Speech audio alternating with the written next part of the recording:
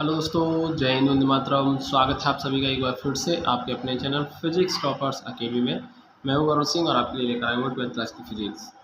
जैसा कि आप जानते हैं, चैप्टर नंबर 4 जिसका नाम है वैद्युत धारिता, ये हमारा चल रहा था और हम इसमें आगे एक प्रश्न हल करा रहे थे। और आज जो है हमारा क्वेश्चन नंबर 64 और उससे आगे के क्वेश्चंस रहने वाले हैं इस वीडियो के अंदर। तो बिना देरी हुए करते हैं स्टार्ट हम। क्वेश्चन नंबर 64 देखिए स्क्रीन पर आपके सामने है। 64 लिखा है 100 पिकोफैरड धारिता के संधारित्र को 100 वोल्ट के विभवांतर तक आवेशित किया गया है। इसे एक दूसरे संधारित्र के समांतर क्रम में जोड़ा गया है। यदि अंतिम वोल्टेज 30 वोल्ट हो तो संधारित्र की धारिता क्या होगी, कितनी ऊर्जा का ह्रास होगा और उस ऊर्जा का क्या होगा। ठीक है, ये क्वेश्चन लिखा हुआ आपके सामने। देखिए मैंने लिख दिया है यहाँ पर C बराबर कितना है, 100 पिको फैरड है। इसको पिको को चेंज कर लेंगे 10⁻⁻12 से मल्टीप्लाई करके फैरड में। ठीक है, और कितना देखिए प्लेटों के बीच विभवांतर कितना लगा हुआ है, V1 मान लेते हैं हम इसको 100 वोल्ट का है। संधारित्र की प्लेटों पर आवेश, देखिए संधारित्र की प्लेटों पर आवेश कैसे निकालेंगे, Q बराबर C1V1 से निकाल लेंगे। ठीक है, प्लेटों पर आवेश निकाल लेंगे C1V1 से। तो C1 कितना 100 × 10⁻⁻12 और V1 है हमारा 100। ठीक है, तो ये 10 की पावर देखिए 2 और 2 4 पावर कम हो जाएंगी, 12 में से 4 की तो 8 रह जाएंगी। ठीक है, इतने कूलम आ जाएगा। और इसमें देखिए अंतिम वोल्टेज दे रखे हैं, इसमें अंतिम वोल्टेज क्या रखे हैं, इसमें 30 वोल्ट हो जाते हैं। ठीक है, अंतिम वोल्टेज क्या रहता है, इसमें 30 वोल्ट रहता है। अब हम इसमें मान लेते हैं माना जो दूसरा संधारित्र जो समांतर क्रम में जोड़ा है उसकी धारिता हम C2 मान लेते हैं। माना दूसरे संधारित्र की धारिता C2 फैरड है, ये हम मान लेते हैं। ठीक है, मान लेते हैं कि धारिता कितनी है, C2 है। तो और इस C2 को क्या जोड़ा है, इस C1 के साथ समांतर क्रम में जोड़ा है। ठीक है, तो हम मान लेते हैं समांतर क्रम संयोजन की तुल्य धारिता। ठीक है, क्योंकि इसको इसके साथ समांतर क्रम में जोड़ा है तो इसलिए हम, और समांतर क्रम में धारिता तुल्य धारिता हम C मान लेते हैं, जो कि कैसे निकलेगी, C1 + C2 से निकलेगी। आप जानते हैं समांतर क्रम में डायरेक्ट इनको ऐड कर दिया जाता है। ठीक है, अब C1 का मान कितना देखिए 100 × 10⁻⁻12 है और प्लस C2। ठीक है, C2 का मान हमको मालूम नहीं है कितना है, इसलिए हम इसको ऐसे ही रहने देंगे। 100 × 10⁻⁻12 प्लस C2 रह जाएगा हमारा C का मान। ठीक है, आई थिंक इतना आपको समझ में आ रहा होगा। और जैसा कि हम जानते हैं आवेश क्या है, इसमें अपरिवर्तित है। इन्होंने पहले ही कह दिया इस क्वेश्चन के अंदर आवेश अपरिवर्तित रहता है। अतः यहाँ पर हम कुल आवेश Q कैसे निकालेंगे, कुल ये संयोजन के लिए आवेश है, ध्यान रखना। ये क्या है, जब आपने समांतर क्रम में संयोजित कर दिया तो संयोजन का कुल आवेश है Q, जो कि कैसा होगा, Q बराबर CV, ये संयोजन की धारिता होगी और ये कुल विभवांतर हो गया अभी। ठीक है, Q बराबर CV हो जाएगा। अब देखिए यहाँ पर Q का मान हमने ऑलरेडी पहले निकाल लिया था। क्या निकाला था, Q का मान 1 × 10⁻8, तो इसलिए Q की जगह हम 1 × 10⁻8 लिखेंगे। और C हमारा देखिए ये लिखा हुआ है 100 × 10⁻12 प्लस C2। ठीक है, और V, ठीक है, V अंतिम आवेश, अंतिम विभव। V क्या है यहाँ पर, अंतिम वोल्टेज है जो कि हमारा 30 दे रखा था, तो हम इसको लिखेंगे 30। ठीक है, इस तरीके से हम लिखकर C2 का मान निकाल लेंगे यहाँ से। तो देखिए यहाँ से कितना आएगा, 1 × 10⁻8 बराबर, इसको आप कर लेंगे 30 से मल्टीप्लाई कर देंगे तो ये 3000 हो जाएगा गुणा 10⁻12 प्लस 30 C2। ठीक, तो 1 × 10⁻8 बराबर ये कितना हो जाएगा, देखिए 3 पावर है, 3 पावर कम हो जाएंगी, यानी 3 × 10⁻⁻9 हो जाएंगी और प्लस 30 यानी 30 C2 हो जाएगा। यहाँ तक किसी कोई समस्या। अब आगे देखिए, इसके बाद हमको क्या करना है, हमें C2 का मान निकालना था।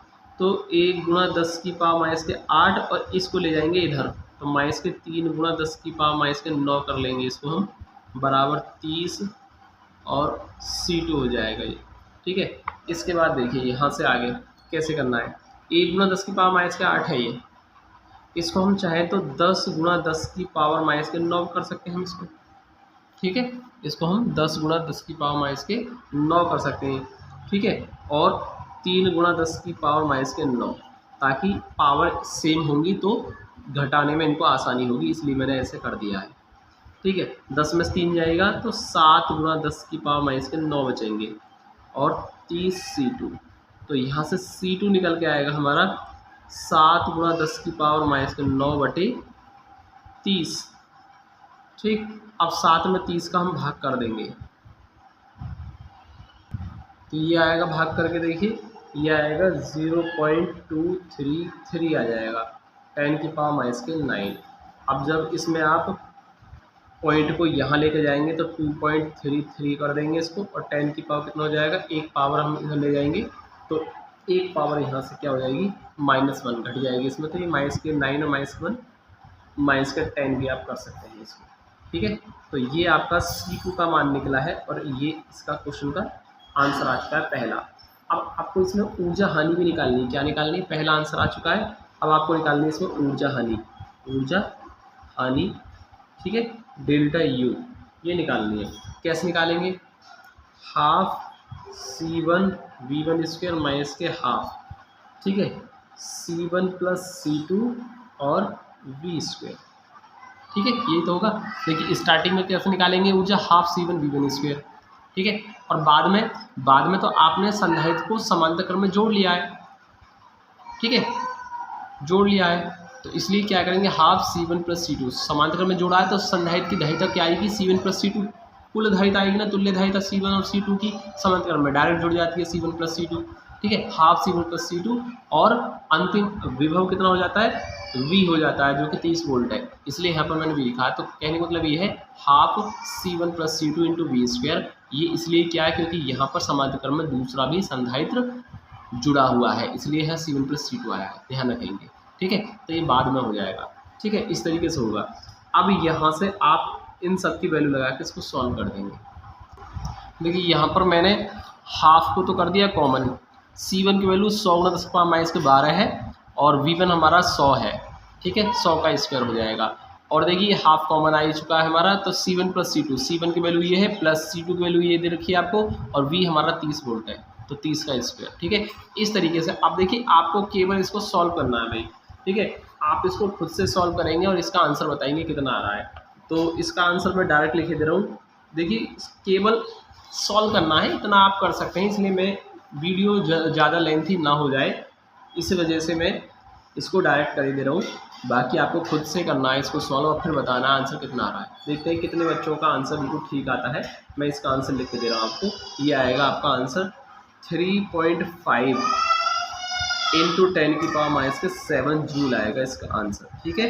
देखते हैं किस किस का इतना आंसर आता है या किसका नहीं आता है। तो आप खुद से चेक करें और देखें कि आपकी जो सॉल्विंग पावर है कितनी स्ट्रांग है आपकी। तो मैं देखना चाहता हूँ आपकी कितनी कैलकुलेशन पावर कितनी स्ट्रांग है आपकी। तो देखते हैं जिन बच्चों का ये आंसर बिल्कुल ठीक आया होगा, समझ लो उनकी जो कैलकुलेशन पावर है बहुत ही स्ट्रांग है और वो बच्चे बोर्ड में अपना रिजल्ट देने वाले हैं। तो करके देखिए गाइस सभी, ओके। चलिए आगे लेते हैं हम अगला क्वेश्चन। अगला क्वेश्चन है स्क्रीन पर आपके सामने। देखिए यहाँ धातु के 2 गोले दे रखे हैं जिसकी त्रिज्या 18 सेंटीमीटर और 27 सेंटीमीटर है। पहले गोले की 18 सेंटीमीटर, मीटर में चेंज कर लिया इसको, ऐसे ये 27 सेंटीमीटर है, इसको मीटर में चेंज कर लिया। और इन दोनों गोलों को समान आवेश दिया गया है 75 माइक्रो कूलम का, इसलिए माइक्रो को 10 की पावर माइनस 6 से मल्टीप्लाई करके चेंज कर लिया है। और आपसे कहा है कि उभयनिष्ठ विभव बताओ, ठीक है, उभयनिष्ठ विभव बताओ। तो देखिए उभयनिष्ठ विभव का जो फॉर्मूला होता है उसमें होता है V बराबर क्या होता है हमारा, C1 V1 plus C2 V2 upon C1 plus C2। तो हमारे पास धारिताएं होनी चाहिए, दोनों गोलों की धारिताएं होनी चाहिए, इसलिए हम एक काम कर लेते हैं, यहाँ से धारिता निकाल लेते हैं। तो पहले गोले की धारिता निकालते हैं, पहले गोले की धारिता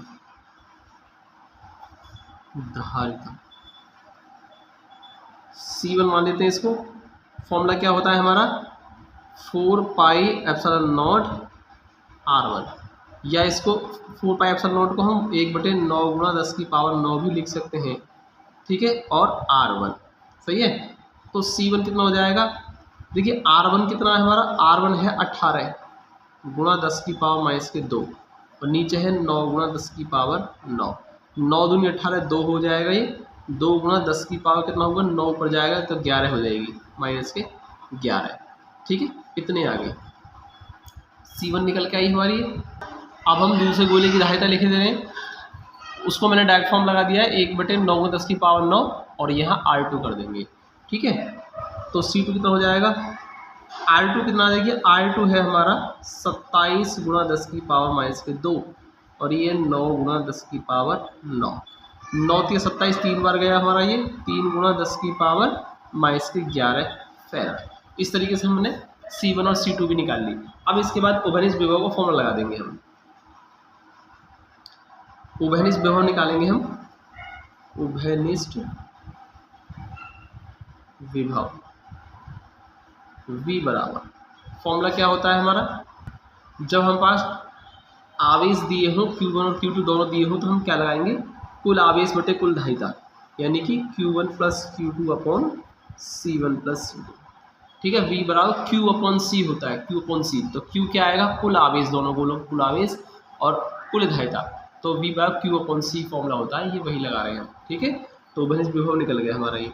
तो Q1 का मान कितना, देखिए Q1 और Q2 दोनों 75 माइक्रो कूलम में 10 की पावर माइनस के 6, इसी तरीके से Q2 भी हमारा कितना है 75 गुणा 10 की पावर माइनस के 6, ठीक है। और यहाँ से हम C1 प्लस C2 करेंगे, C1 कितना है, C1 है हमारा देखिए 2 गुणा 10 की पावर माइनस के 11 और ये है हमारा C2 3 गुणा 10 की पावर माइनस के 11। अब इसको हम सॉल्व कर लेंगे, देखिए यहाँ से आगे V बराबर 75 और 75 कितना हो गए 150 हो गए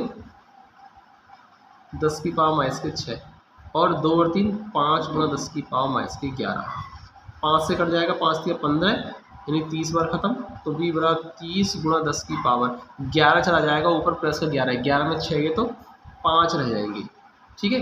30 गुणा 10 की पावर 5, या इसको कर सकते हैं V बराबर 3 गुणा 10 की पावर 6 भी हम इसको लिख सकते हैं, 3 गुणा 10 की पावर 6 वोल्ट, ये इसका क्या हो गया, आंसर हो गया। अगला क्वेश्चन है स्क्रीन पर आपके सामने, देखिए मैं बताता हूँ क्या लिखा हुआ है। 20 माइक्रोफैरड तथा 30 माइक्रोफैरड धारिता वाले दो समांतर प्लेट संधारित्र क्रमशः 30 वोल्ट और 20 वोल्ट तक आवेशित है, ठीक है। यानी दो संधारित्र हैं, पहले की धारिता 20 माइक्रोफैरड है और दूसरे की 30 माइक्रोफैरड है, और ये दोनों समांतर प्लेट संधारित्र हैं और इन दोनों पर वोल्ट दे रखे हैं, यानी कि वोल्टेज दे रखे हैं 30 वोल्ट और 20 वोल्ट तक आवेशित किए गए हैं, यानी दोनों पर वोल्टेज दिए गए हैं।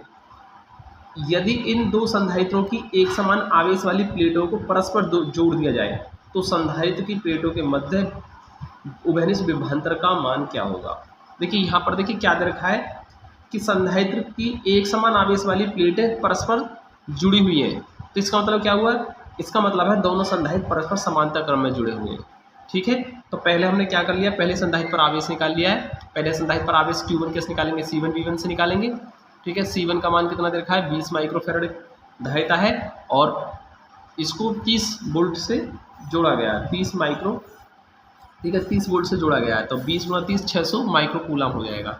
इसी तरीके से दूसरे संधारित्र पर आवेश निकाल लिया Q2 बराबर C2 V2, दूसरे पर आवेश देखिए C2 धारिता क्या दे रखी है 30 माइक्रोफैरड है और इसको 20 वोल्ट से जोड़ा गया है, ठीक है। तो 30 गुणा 20 ये भी फिर से कितना हो जाएगा 600 माइक्रो कूलम हो जाएगा, सही है। अब देखिए समांतर क्रम में जुड़े हुए हैं दोनों संधारित्र, तो हम लिखेंगे समांतर, क्योंकि दोनों संधारित्र कैसे हैं समांतर क्रम में जुड़े हुए हैं, समांतर क्रम में जुड़े संधारित्रों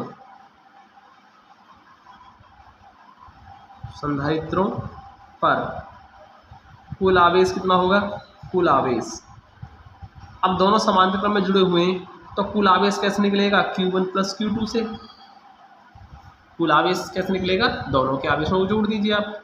अब C1 का मान Q1 प्लस Q2, Q1 का मान 600 आया है और इसका भी 600, यानी कितना आ जाएगा हमारा, ये आ जाएगा 1200 माइक्रो कूलम आ गया, ठीक है 1200 माइक्रो कूलम आ गया।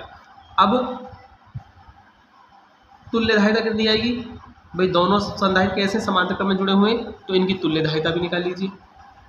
तुल्य धारिता निकाल लेते हैं हम, ठीक है। तुल्य धारिता क्या आएगी, वो आएगी C1 + C2, क्योंकि समांतर क्रम में जुड़े हुए हैं। जब समांतर क्रम में जुड़े हुए हैं तुल्य धारिता कैसे निकलेगी, C1 + C2 से निकलेगी। C1 का मान आपको मालूम है और C2 का मान मालूम है आपको। C1 कितना है, C1 है आपका 20, ठीक है, 20 माइक्रोकूलम, और C2 है आपके 30 माइक्रोकूलम, सॉरी 20 माइक्रोफैरड और 30 माइक्रोफैरड। तो इस तरीके से निकल जाएगा ये 50 माइक्रोफैरड, ठीक है। इस तरीके से हमने कुल आवेश कुल धारिता निकाल ली। अब हमको निकालना उभयनिष्ठ विभव, उभयनिष्ठ विभव निकालना है। उभयनिष्ठ विभव का फॉर्मूला क्या होता है, कुल आवेश Q1 + Q2 बटे कुल धारिता C1 + C2, ठीक है, यही तो होता है। तो V बराबर, अब Q1 + Q2 का मान हम देखिए ऑलरेडी निकाल चुके हैं। Q1 + Q2 का मान 1200 माइक्रोकूलम, 1200 माइक्रो मतलब 10⁻⁶ कूलम। इसी तरीके से C1 + C2 का टोटल मान हम निकाल चुके हैं, कितना है 50 माइक्रोफैरड, ये है 50 माइक्रो मतलब 10⁻⁶ फैरड, ठीक है। तो यहाँ से ये कैंसिल, ठीक है, और इनको लिखने की जरूरत ना, वैसे कूलाम और फैरड को लिखने की जरूरत ना, आप चाहो तो मत लिखना, ठीक है, इतना रहने दे। ये खत्म, 5 से काट दो, 5 दूनी 10, 5 चौक 20, कितना आया, V बराबर 24 वोल्ट आ जाएगा इसका आंसर। उभयनिष्ठ विभव कितना आया, 24 वोल्ट आ गया, और ये इस क्वेश्चन का आंसर है। अगला क्वेश्चन है स्क्रीन पर आपके सामने 67, देखिए क्या लिखा है, 2 माइक्रोफैरड तथा 3 माइक्रोफैरड धारिता वाले 2 आविष्ट चालकों को आपस में संयोजित करने पर आवेश का बंटवारा किस अनुपात में होगा। देखिए 2 संधारित्र हैं जिनकी धारिता दे रखी है आपको, 2 माइक्रोफैरड और 3 माइक्रोफैरड है, ठीक है। अब दोनों कैसे हैं, इन दोनों आवेश चालकों को आपस में संयोजित किया गया है, ठीक है। आवेश करने का मतलब समझ रहे हैं, इसका मतलब है दोनों को समान विभव पर जोड़ा गया, ऐसा आप समझ सकते हैं। तो इनका विभव क्या रहेगा, समान विभव रहेगा, वो आप उभयनिष्ठ विभव V को ले सकते हैं, ठीक है। दोनों समान विभव पर आपस में जुड़े हुए हैं, इस तरीके से आप मान के चलिए, ठीक है। तो आवेश का बंटवारा किस अनुपात में होगा, देखिए मान लीजिए पहले गोले पर आवेश Q1 है और दूसरे पर Q2 है, तो किस अनुपात में होगा, Q1 Q2 में होगा। तो आपको Q1 Q2 का मान निकालना है, तो कैसे सॉल्व करेंगे, देखिए सबसे पहले हम निकालते हैं 2 माइक्रोफैरड धारिता के चालक पर, धारिता के चालक पर आवेश, ठीक है। क्या निकालेंगे, Q1 जो कि C1V होगा, ठीक है। C1 V1 होना चाहिए था, लेकिन हमने ऑलरेडी इसमें पहले बता दिया है कि दोनों समान विभव पर जुड़े हुए हैं, तो C1V, ठीक है। तो ये उभयनिष्ठ विभव हो गया एक तरीके से। तो C1 का मान कितना है, 2 माइक्रोफैरड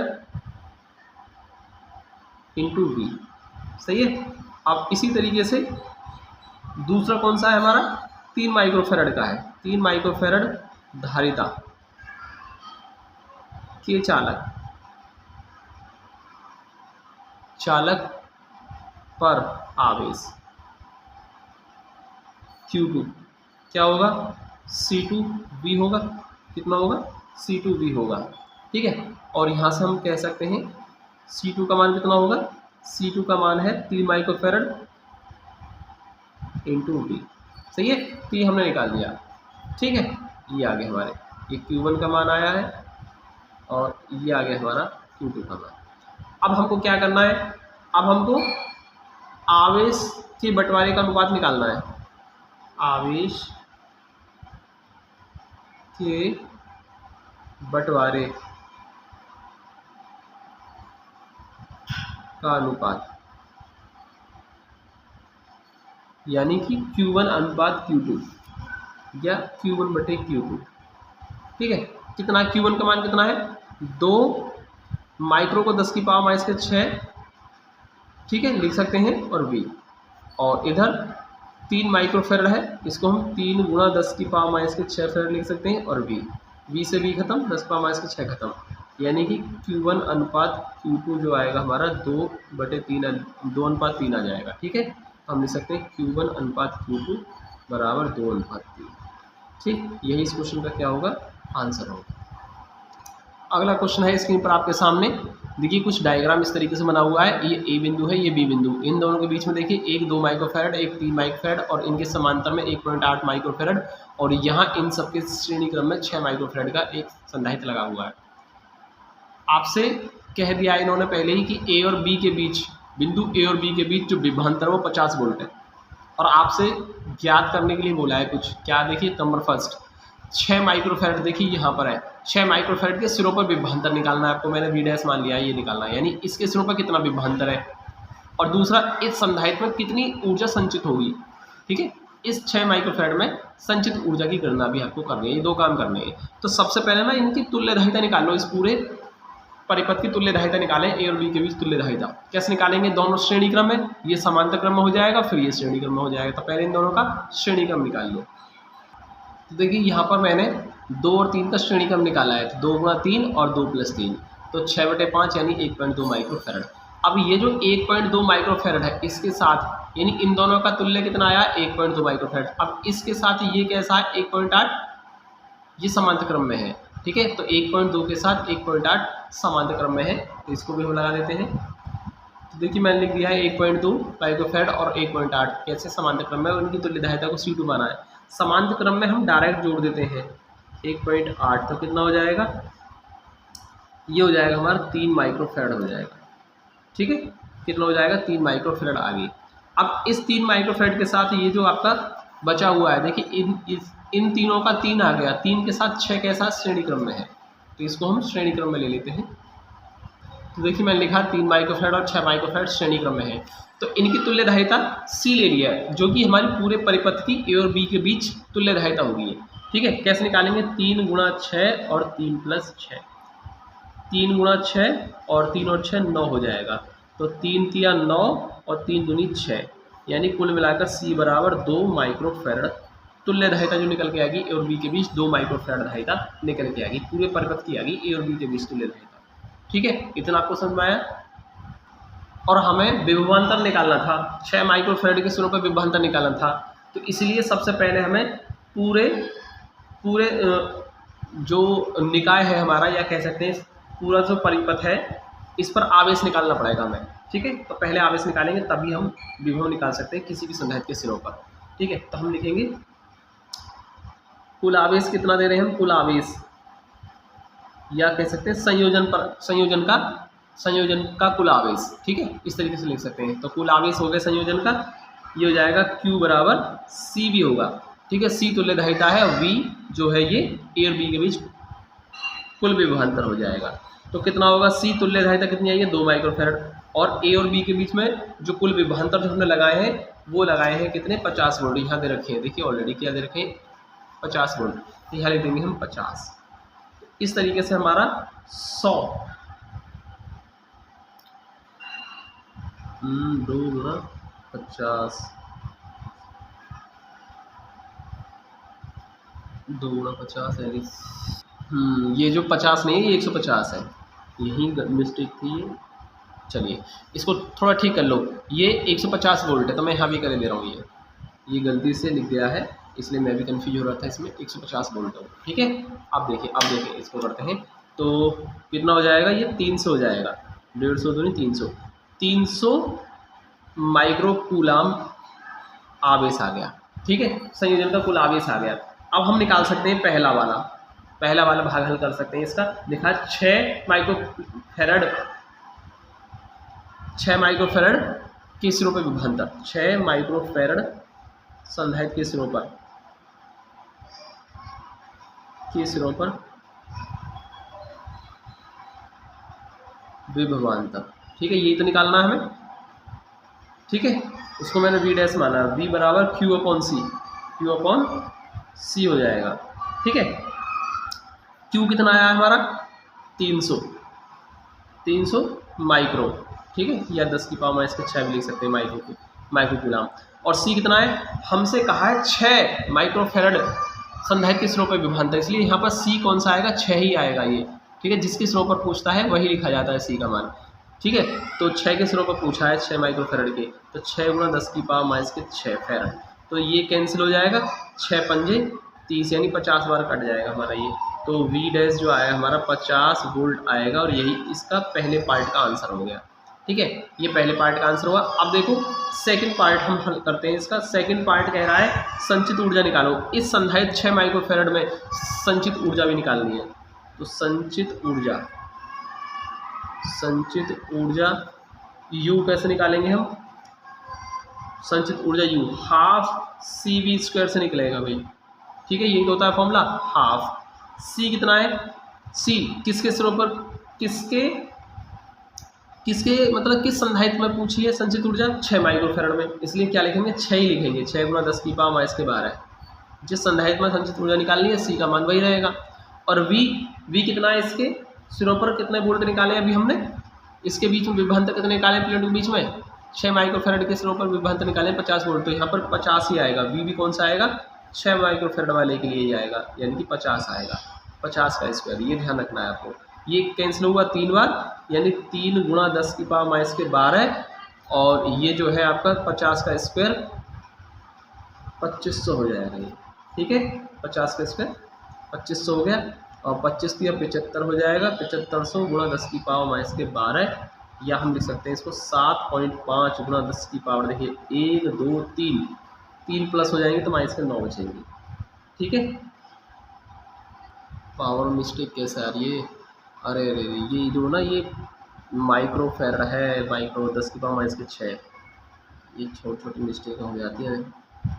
ये 6 है। ठीक है, और यहाँ से 1 2 3 पावर चेंज हो जाएंगी तो प्लस हो जाएंगी 3, तो ये 3 रह जाएंगी। ठीक, 7.5 × 10⁻³ जूल, ये इसका आंसर आएगा। ठीक है, सॉरी फॉर मिस्टेक, आप इसको सही कर लें। तो आज की वीडियो हम सिर्फ 9 रहने देते हैं, और इससे आगे क्वेश्चन रह गए हमारे, उनको हम अगली वीडियो में लेंगे। और अगली वीडियो जो होगी इस चैप्टर की लास्ट वीडियो होगी भाई। लास्ट वीडियो आएगी हमारी कल, और वो हमारे चैप्टर की लास्ट वीडियो होगी, और उसके बाद नया चैप्टर स्टार्ट करेंगे।